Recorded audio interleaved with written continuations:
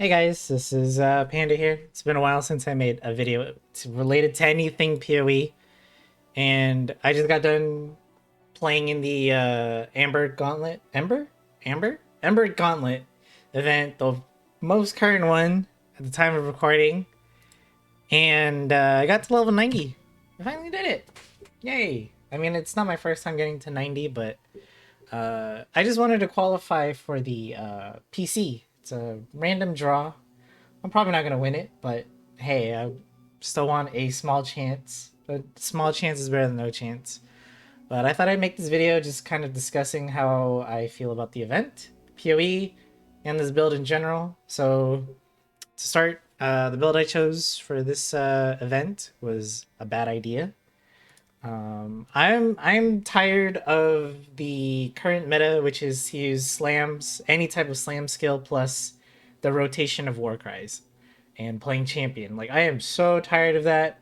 On the other side of the spectrum, it's Blade Blast, Blade Fall thing, or Detonate Dead. Like, I'm tired of those as well. Or like a mana type build. Like, I don't want to do any of that stuff. It's been like the same more or less for over a year. And yeah, I just wanted to play something different, but also something really lazy, because my hands really freaking hurt from spamming all the war cries all the time. So I did Ancestral Warchief.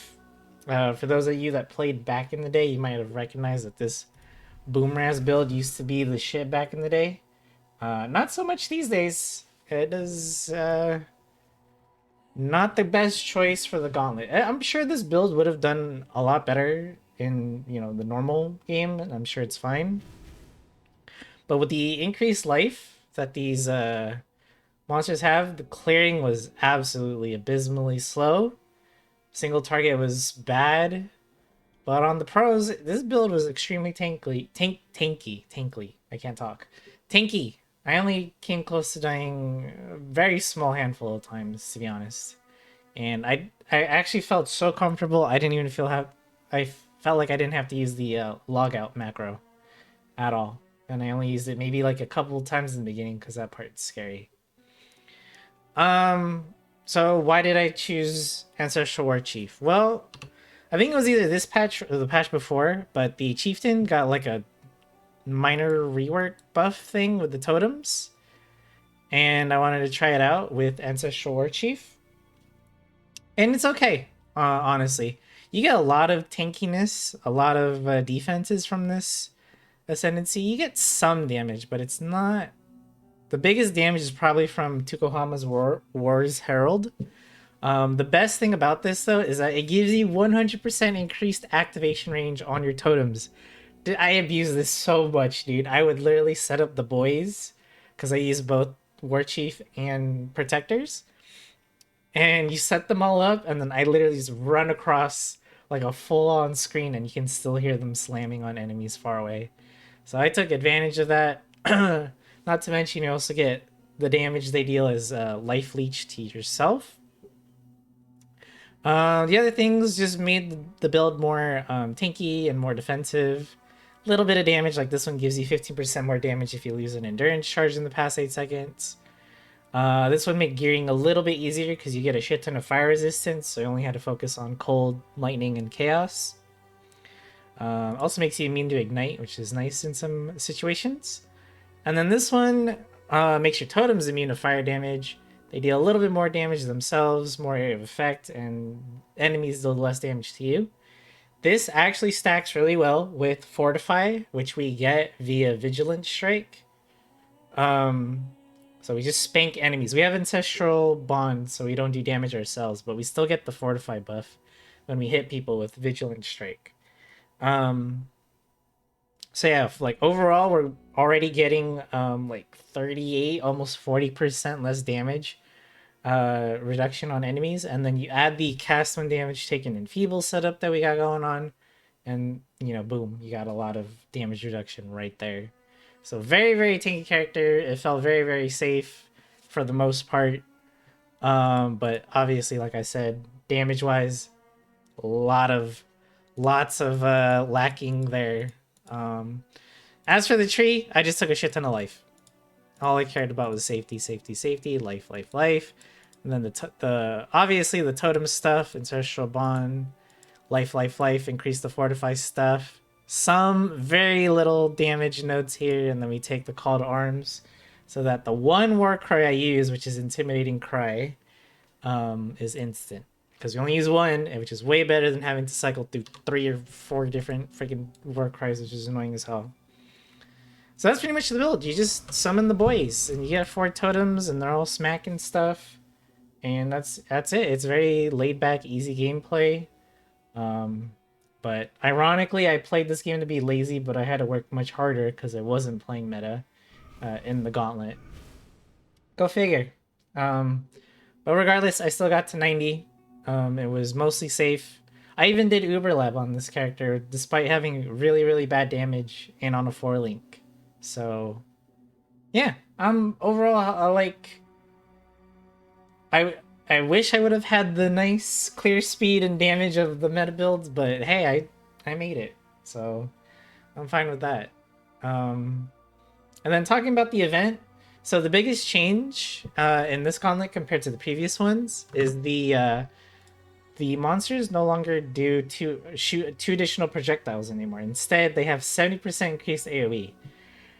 This made life so much easier compared to previous gauntlets, at least in some areas. I haven't done any endgame bosses, so I don't know how much scarier they are with this increased AoE. I'm sure some of them were really spooky, like Uber Zeri or something.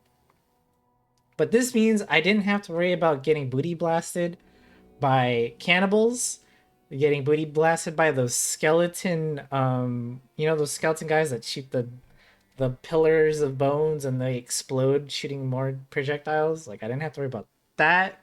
I didn't have to worry about porcupines so much. Like, all those insta getting blasted by projectiles deaths were just off the table, and it felt so much better.